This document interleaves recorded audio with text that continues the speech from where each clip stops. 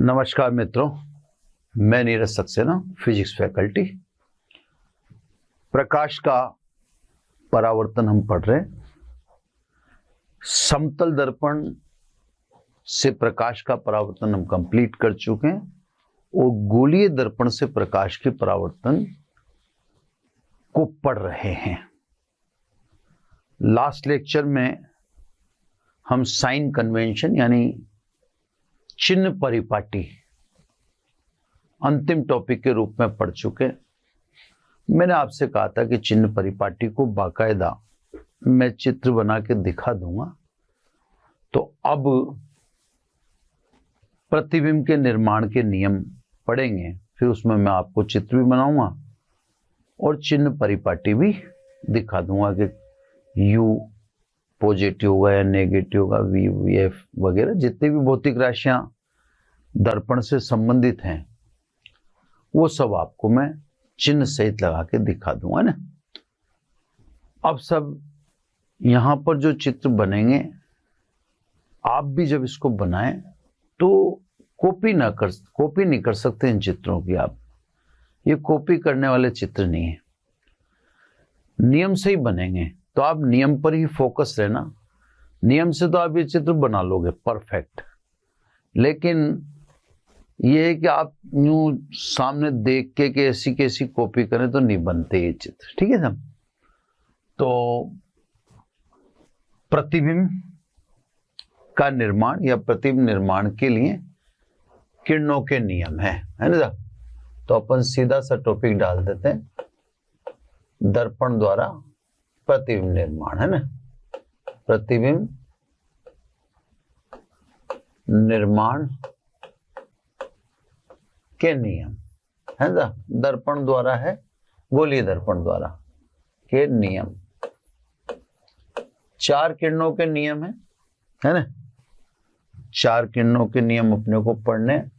हाँ, ये जरूर है कि हम इस बात को जानते हैं कि चार किरणों के नियम कभी भी काम आने वाले नहीं है, क्योंकि आपका प्रतिबिंब तो दो किरणों से ही बन जाता है। तो चार किरणें आपके कभी काम आएंगी नहीं, ये चार किरणों का नियम काम में आएगा ही नहीं। अब सब ये अच्छा डैश डैश में बनाऊं मैं, है ना। देखो सब दर्पण के लिए मैं क्या कर रहा हूं कि गोला ही बना रहा हूं। अब आप तो गोले में दर्पण को ही देखना, यानी देखो ऐसे समझो, आप इधर बनाऊं मैं अवतल, ठीक है। चलो मेरे को चित्र तो दोनों बड़े बड़े ही बनाने पड़ेंगे, तो देखते हो सब, है ना। थोड़ा सा कोशिश करता हूं, ठीक है, लेकिन डॉटेड में डॉट में लेना पड़ेगा ना। एक मिनट, चलो देखो थोड़ा सा आपको तकलीफ होगी, पर अब मैं भी क्या करूं, लगभग सही मानना पड़ेगा। अब इसको आपको ये इधर इसको अवतल बना दूंगा और इस वाले को उत्तल बना दूंगा, ठीक है। ये सब अवतल बना दिया, इस वाले को, है ना। ऐसा करते हैं, जो मिरर है उसका कलर ही चेंज कर देते हैं अपन। ये मिरर का कलर अपन ने कर दिया वाइट। बाकी तो ठीक है, अपन ने उस गोले को रखने के पॉइंट ऑफ व्यू से कर दिया, है ना। इसको अवतल में कन्वर्ट कर रहे हैं अपन, तो ये अपन ने इस तरह से, अब ये गोला पूरा बना रखा है मैंने। आप केवल मिरर पर ही फोकस हो, इसके लिए मैंने मिरर का कलर भी अलग कर दिया है ना। यहां भी ये सब इसको उत्तल बनाऊंगा मैं,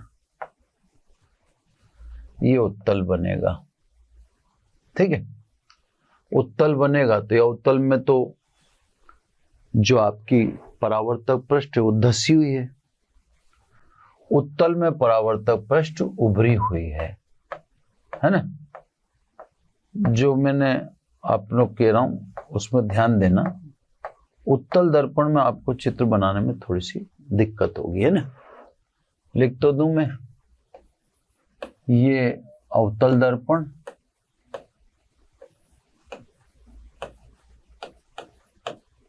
और ये उत्तल दर्पण। सलाह मैं दे चुका हूं आपको कि आप चित्र खुद बनाएं, है ना। कॉन्वेक्स चित्र बनाएंगे तो सही रहेगा। ये कॉनकेव, क्लियर। कॉन्वेक्स और कॉनकेव मिरर अपन ने दर्शा दी, ठीक। अब मुख्य अक्ष जो वक्रता केंद्र और ध्रुव को मिलाती है, तो ये मुख्य अक्ष, इसका मतलब ये तो ध्रुव बोलना पड़ेगा और गोले के केंद्र को बोलना पड़ेगा वक्रता केंद्र। अपन जानते हैं फोकस दूरी वक्रता त्रिज्या की आधी होती है, तो लगभग आधे पे अपन मुख्य फोकस लिख देते हैं F, ठीक है। उधर भी ऐसा ही करना है अपने को। ये पास आगे थोड़ा सा, कोई बात नहीं है ना। ये गोले का केंद्र मतलब वक्रता केंद्र और उसका आधा फिर आप समझ जाते हो, ठीक है। थोड़ा सा उस वाले में अपने को ध्यान रखना पड़ेगा, यानी देखो मैं भी उसमें लकीर इरेज करूंगा, लेकिन वो इरेज करूंगा तो वो पूरी हो जाएगी। मेरे को यही था, डर यही था मेरा कि वो पूरी इरेज हो जाएगी, जबकि मुझे उसका थोड़ा सा ही पार्ट इरेज करना था। चलो ठीक है ना। चलो सब, तो पूरा गोला इसलिए बनाया मैंने ताकि आप पूरी बात को ढंग से समझें। हालांकि आप फोकस किस पर है ना, मिरर पर है ना। ये मिरर को मैंने इसीलिए वाइट से थोड़ा सा मैं उसको और वाइटिश कर देता हूं ताकि वो अलग से आपको चमकीला या दिखाई दे, ताकि आप बात को समझ लो। उधर तो खैर ठीक है, उधर मैंने येलो ज्यादा लिया ही नहीं था ना, उधर बोल्ड लाइन ही मैंने व्हाइट से की थी, ठीक है। अब वस्तु रख दें। वस्तु सदैव चिकने तल यानी पॉलिशदार पृष्ठ के सामने रखी जाएगी, है ना। अब कहीं भी आप रख सकते हो, वो आपकी इच्छा है। तो ये पॉलिशदार पृष्ठ, देखो थोड़ा किरण चित्रों में क्या है, मैं आपसे इसीलिए गुजारिश कर रहा था कि किरण चित्रों में अगर थोड़ा भी टेढ़ा मेढ़ा हुआ ना तो वो दिख जाता है, फिर उसको अपन दबा नहीं सकते। इसमें ध्रुव नहीं दिखाया मैंने, है ना। अरे यार ये भी क्या, चलो ये पोल दिखा दिया। ये इधर जो परावर्तक पृष्ठ है वो इस साइड में है, इसने ये देखो इधर दिखा दिया, ये PQ है ना। अब सीधी सी बात है, इसमें तो आप भले कितना ही बड़ा ऑब्जेक्ट ले लो, कोई फर्क पड़ने वाला नहीं है। अब नियम है ना, रूल फर्स्ट। पहला रूल है, जिस किरण को आप मुख्य अक्ष के समांतर डालोगे वह अवतल दर्पण में मुख्य फोकस से निकलेगी, ठीक है। देख लो सब, ये पहली किरण का नियम जो मुख्य अक्ष के समांतर होगी। अब ये सब बड़ा थोड़ा सा काम मुश्किल है। ये परावर्तन के पश्चात मुख्य फोकस पर से गुजरेगी। अब यार ये दिक्कत हो रही है साहब इसमें, है ना, ये दिक्कत दे रहा है मुझे। चलो अब स्लो ही रहेगा साहब, है ना। वो चित्र तो आप भी सीख ही रहे हो, तो आप भी चलो सब उसको मान लेते हैं। 1 minute, double line triple line ना हो तो बेटर है। चलो सिंगल लाइन, ठीक है। अब आप इसको अप्रोक्सीमेटली सीधा ही देखो साहब, जितनी मेरी कोशिश हो सकती थी मैंने किया। तो ये पहले का रूल है, यहाँ पे नंबर 1 लिख देता हूं। रूल को मैं अलग से, ये पहली किरण का नियम, यहां भी सब वही दिखाएंगे आपको, है ना। तो जो मुख्य अक्ष के समांतर है, ये देखो, अभी उधर तो जा ही नहीं सकती, तो ये परावर्तन के बाद मुख्य फोकस से आती हुई दिखाई देगी। ये सब आपको मुख्य फोकस से आती हुई दिखाई देगी। उत्तल दर्पण, इसमें भी सब पहली किरण, तो पहली किरण को लिख देते हैं। ये पहली किरण का नियम, ठीक है। अब दूसरी किरण का नियम, जिस किरण को आप मुख्य फोकस पर आपतित करेंगे, ये मैं तो साहब सीधा ही ले जाना चाह रहा हूं, पर मैं कुछ कर नहीं सकता। रूल 2 है ना, रूल 1 तो समझ ही गया आप, अब रूल 2 की बात कर रहे हैं। रूल 2 में कहते हैं कि मुख्य फोकस पर आपतित किरण दर्पण से परावर्तन के पश्चात मुख्य अक्ष के समांतर हो जाती है। ये लो सब, पहली बार सीधी किरण खिंच गई है, ये मुख्य अक्ष के समांतर हो जाती है। उधर भी लेंगे, अभी आपने कहाँ डालनी है, मुख्य फोकस पर, तो यहां भी मैं मुख्य फोकस पर डालूंगा। ये देखो, उधर जा तो पाएगी नहीं, क्योंकि उधर तो कलई पुत्री है ना, तो मैंने डाली तो मुख्य फोकस पर ही है। यहां तो मुख्य फोकस पर आपतित है, वहां मुख्य फोकस की ओर आपतित है, तो मुख्य फोकस की ओर आपतित किरण परावर्तन के पश्चात मुख्य अक्ष के समांतर हो जाती है।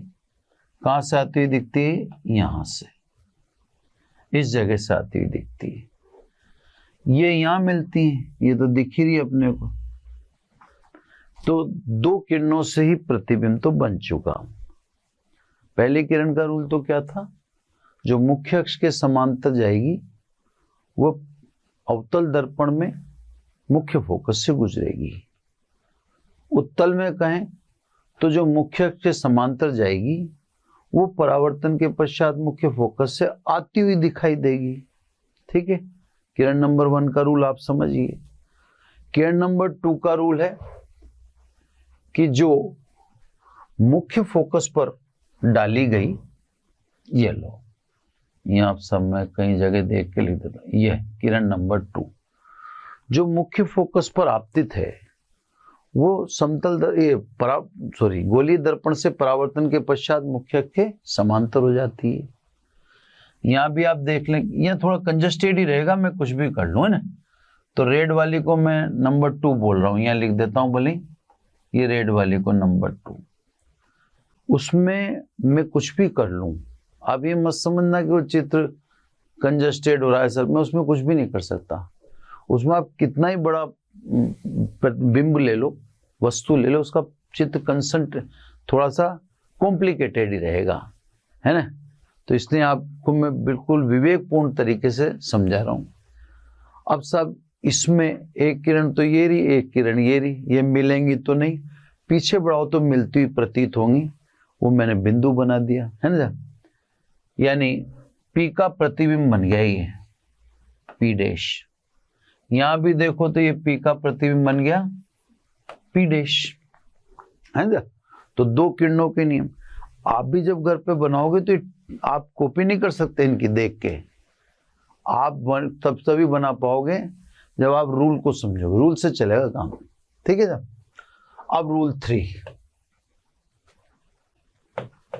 ठीक है। रूल 3 में है, जिस किरण को आप वक्रता केंद्र पर डालेंगे, ये किरण को मैंने वक्रता केंद्र पर डाल, थोड़ा सा टेढ़ा मेढ़ा चलेगा साहब, है ना, थोड़ा मैं उसको कर तो देता हूँ थोड़ा मैनेज, लेकिन अब वो ज्यादा मैनेज होना पॉसिबल नहीं, मैं भी कर दूंगा ना। तो जिसको आप वक्रता केंद्र पर डालेंगे, जिसे आप वक्रता केंद्र पर डालेंगे, ठीक है, अभी इसको यूं कर लो थोड़ा, है ना, ये वक्रता केंद्र पर डाली आपने, है ना, किरण नंबर 3 पे लिख दूंगा अभी मैं। अब अपन जानते हैं वक्रता केंद्र और दर्पण को मिलाने वाली रेखा, ये सदैव किसका कार्य करती है? अभिलंब का। तो इसके बारे में आप कंफर्म रहो, जिसकी वजह से ही मैंने आपको समझाया भी था कि इस सी को लेते इसलिए, ये वक्रता केंद्र वहां से उठाए इसलिए कि वक्रता केंद्र को दर्पण पर स्थित किसी भी बिंदु से मिलाएं, वो सदैव किसका काम करेगा? अभिलंब का। अब आपने जो ये किरण आपतित की, तो ये आपतित की किस दिशा में? अभिलंब की दिशा में, यानी आपतन कोण कितना रहा? 0, तो परावर्तन कोण भी कितना रहेगा? 0 रहेगा। यानी जो किरण वक्रता केंद्र पर आपतित की जाएगी, उसके लिए सी और दर्पण पर स्थित बिंदु अभिलंब का कार्य करेगा, इससे वो पुनः उसी दिशा में लौट आएगी। ये किरण नंबर 3 का नियम हो गया, ये रूल 3 हो गया, ठीक है। अब इधर देखें साहब, कहाँ डालूं मैं? वक्रता केंद्र पर। ये साहब वक्रता केंद्र पर ही डाल रहा हूं, लेकिन आप जानते हैं वक्रता केंद्र पर प्रकाश पहुंचेगा नहीं, क्योंकि उधर कलई पुत्री है।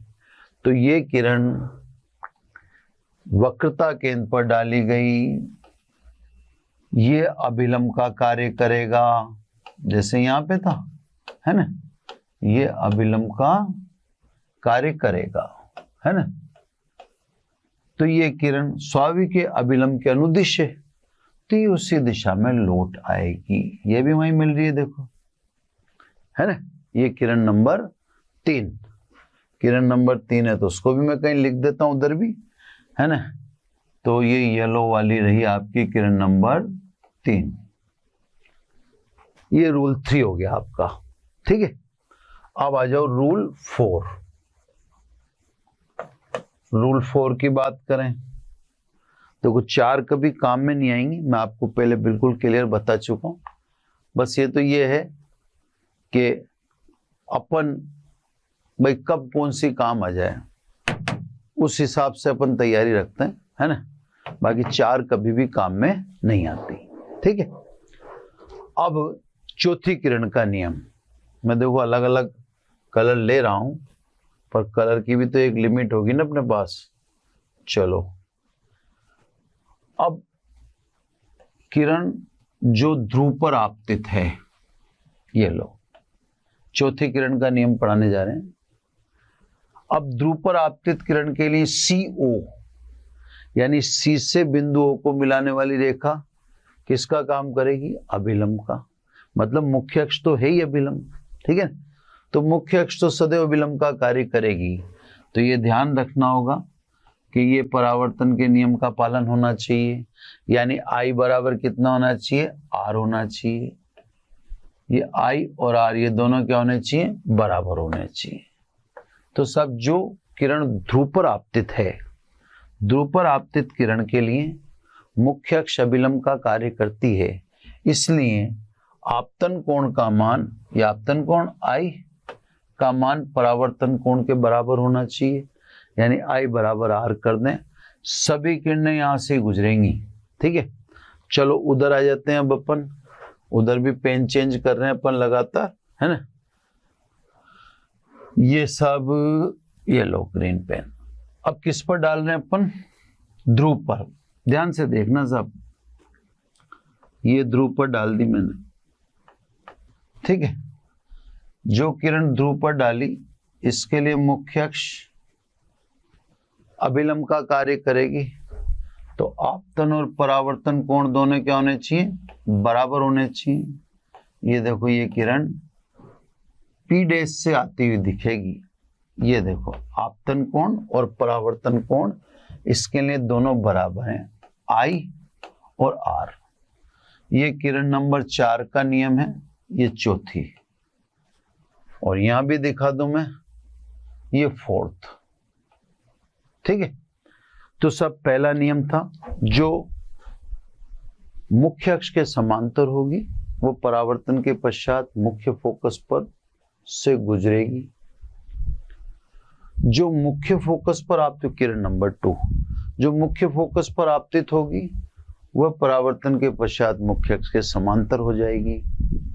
और जो वक्रता केंद्र पर आपतित होगी उसके लिए वक्रता केंद्र और दर्पण पर स्थित बिंदु को मिलाने वाली रेखा सदैव अभिलंब का कार्य करती है, ये किरण उसी दिशा में लौट जाएगी। तथा जो ध्रुव पर आपतित होती है, ध्रुव उसके लिए मुख्य अक्ष अभिलंब का कार्य करता है, इससे आपतन और परावर्तन कोण बराबर होने चाहिए। यहां पर देख लो एक बार ध्यान से, ये चित्र बड़ा कॉम्प्लिकेटेड है, कंजस्टेड ही होता है, भले मैं कुछ भी कर लूं, भले मैं दोबारा बना के दिखा दूं, ये चित्र रहेगा हमेशा ही कंजस्टेड, है ना। तो इसको भी बना तो रूल सही है। रूल 1, जिस किरण को आप मुख्य अक्ष के समांतर डालोगे वो मुख्य फोकस से आती हुई दिखाई देगी, ये देख लो किरण नंबर 1, है ना। दूसरा, जिससे आप मुख्य फोकस पर डालोगे, ये देखो ये मुख्य फोकस पर, सॉरी, मुख्य फोकस की ओर जा रही है ये वाली, है ना, ये मुख्य फोकस की ओर, ये परावर्तन के पश्चात मुख्य अक्ष के समांतर होगी, यहां से आती हुई दिख रही है दोनों, ठीक है। और जिसको आप ये वक्रता केंद्र पर डालोगे वो उसी दिशा में लौट जाएगी, देखो जाना और आना। और चौथी, जिसको आपने ध्रुव पर आपतित किया उसके लिए मुख्य अक्ष अभिलंब है, तो जितना परावर्तन कोण होगा उतना आपतन कोण होगा। ये सब किरणें इधर P डैश से आती हुई प्रतीत होती हैं, इधर P डैश पर मिलती हैं, है ना, ये P डैश, ठीक है। अब प्रतिबिंब सदैव मुख्य अक्ष के लंबवत होता है, इसलिए P डैश से मुख्य अक्ष पर लंब डाल प्रतिबिंब P डैश Q डैश प्राप्त कर लेते हैं। ये प्रतिबिंब P डैश Q डैश प्राप्त कर लेते हैं। यहां भी वही रूल है कि प्रतिबिंब सदैव मुख्य अक्ष के लंबवत होता है, इससे P डैश से मुख्य अक्ष पर लंब डालते हैं, ये लंब डाल दिया, है ना, तो प्रतिबिंब P डैश Q डैश प्राप्त होता है। इधर अगर आप देखें अवतल में देखें तो प्रतिबिंब वास्तविक है ना, जो आपको प्रेजेंट में दिख रहा है वास्तविक प्रतिबिंब, क्लियर। और वास्तविक है तो स्वाभाविक है, कौन सा होगा, उल्टा होगा। एक एक चीज देखते जाओ, सब चीजें मैं आपको सब चीजें समझा दूंगा A to Z। इधर आ जाओ उत्तल दर्पण में, यहां प्रतिबिंब आभासी है, आभासी प्रतिबिंब, है ना, और आभासी प्रतिबिंब सदैव सीधा, क्लियर साहब। तो आपको ये भी दिख रहा है दोनों में, है ना, जो आपका बिल्कुल अपन ने क्लियर कर दिया। अब सब ध्यान से, ओ क्यू है ना, ओ क्यू का मतलब बिंब की दूरी U, ओ क्यू डैश यानी प्रतिबिंब की दूरी, ठीक है। अभी चिन्ह लगाऊंगा मैं, ओ सी यानी वक्रता त्रिज्या, और पर चिन्ह लगा के लिखना पड़ेगा, एक मिनट ऐसे करते हैं, इसको लिखने के साथ साथ अपन तो हाथों समझाते ही जाते हैं ना, क्लियर। अब देखो एक चीज बताऊं, अपन ने गोला तो बना ही लिया, अब देखो गोला हटा देता हूं मैं, क्योंकि गोले से तो आप सीख ही चुके ना।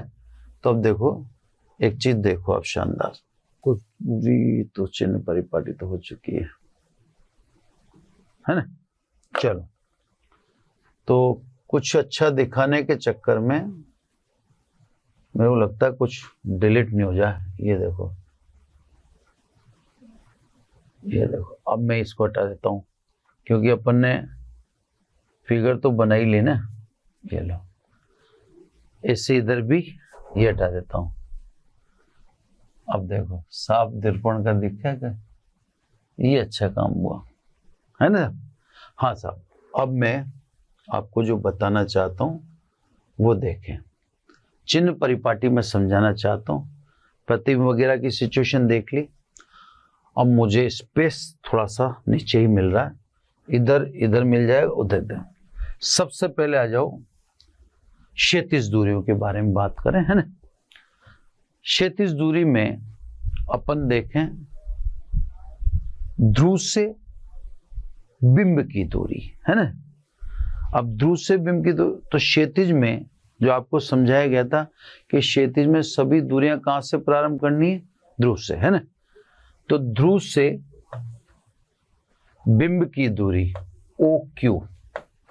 अब देखो आपतित किरण की जो दिशा में है वो धनात्मक होंगी और जो आपतित किरण के विपरीत दिशा में है वो ऋणात्मक होगी।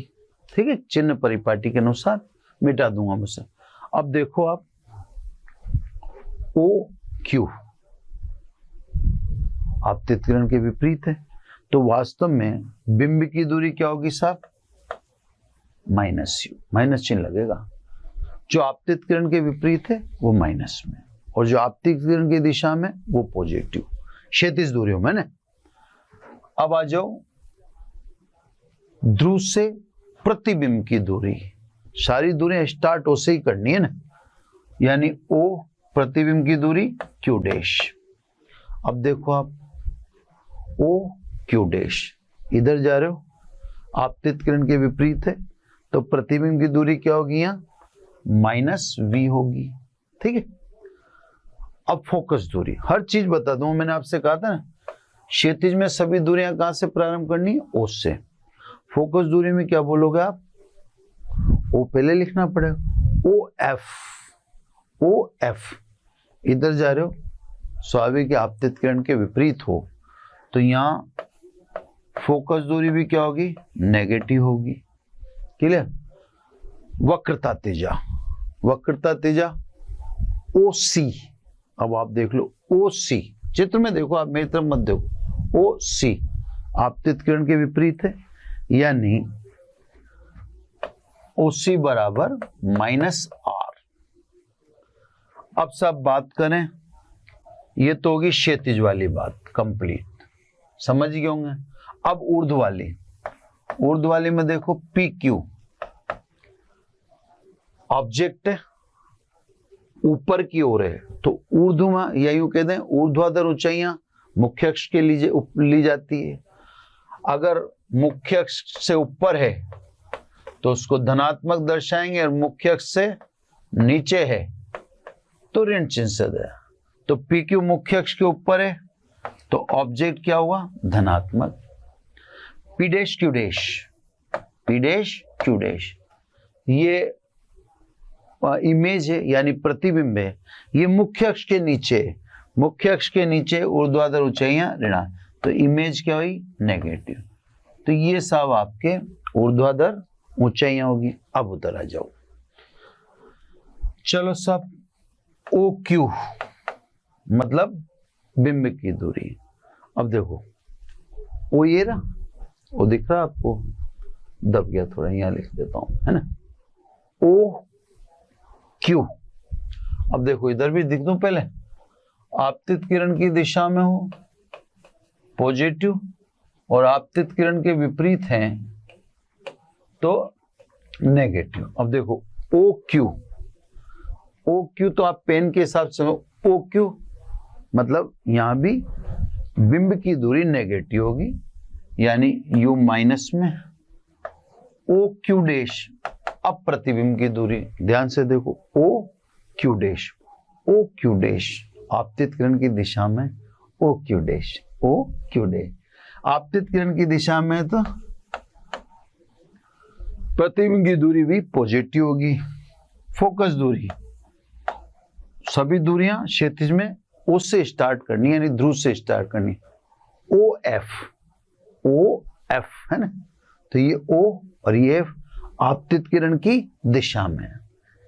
तो फोकस दूरी भी क्या होगी यहां पर, पॉजिटिव होगी। वक्रता त्रिज्या OC, देख लो OC आपतित किरण की दिशा में जा रहे हो आप, यानी वक्रता त्रिज्या भी क्या होगी, पॉजिटिव होगी। तो साहब ये तो होगी आपके हॉरिजॉन्टल डिस्टेंसेज है ना। अब वर्टिकल में आ जाओ। वर्टिकल में एक तो बिंब है और एक प्रतिबिंब है, ठीक है। अगर आप मुख्य अक्ष के ऊपर लेते हो ऊंचाइयां तो धनात्मक और नीचे लेते हो तो ऋणात्मक, है ना। PQ मुख्य अक्ष के ऊपर है तो ऑब्जेक्ट यानी बिंब पॉजिटिव चिन्ह से दर्शाए, और P' Q' भी मुख्य अक्ष के ऊपर ही है तो सब प्रतिबिंब भी धनात्मक। तो कहने का मतलब मैंने आपसे कहा था ना कि चिन्ह परिपाटी का मौका आएगा तब जब मैं चित्र बनाऊंगा तो आपको सारी चीज दिखा दूंगा। तो सब मैंने ये चिन्ह परिपाटी जो पिछले लेक्चर में लास्ट में ली थी वो मैंने यहाँ पे पूरी अप्लाई करके आपको दिखा दी है ना। तो मैंने आपसे जैसा कहा था अभी आपको पूरा फोटो पूरा जो चित्र है ये काम आ जाएगा। ये देखो मैं आपको बताऊं, ये लास्ट लेक्चर में देखो चिन्ह परिपाटी बताई थी। क्षैतिज में सभी दूरियां O से स्टार्ट होंगी है ना, O से स्टार्ट की, जो आपतित किरण की दिशा में वो धनात्मक होंगी और जो आपतित किरण के पीछे वो ऋणात्मक होंगी। तो ये अपन ने सब ऊर्ध्व में जो मुख्य अक्ष ऊपर है वो धनात्मक और मुख्य अक्ष नीचे है वह ऋणात्मक। तो सब चिन्ह परिपाटी सहित सब चीजें इसमें आ गई। चित्र आप बनाइए बैठ के फुर्सत से, और ये आप रूल से बनाना। रूल से बनाओगे तो चित्र वास्तव में जैसे बने अपने ऐसा ही सुंदर चित्र आपके सामने आएगा। और अगर आप कॉपी करके बनाना चाहते हो तो फिर कॉपी करके ये बनने वाला नहीं है, है ना। तो सब ये हो गया प्रतिबिंब का निर्माण।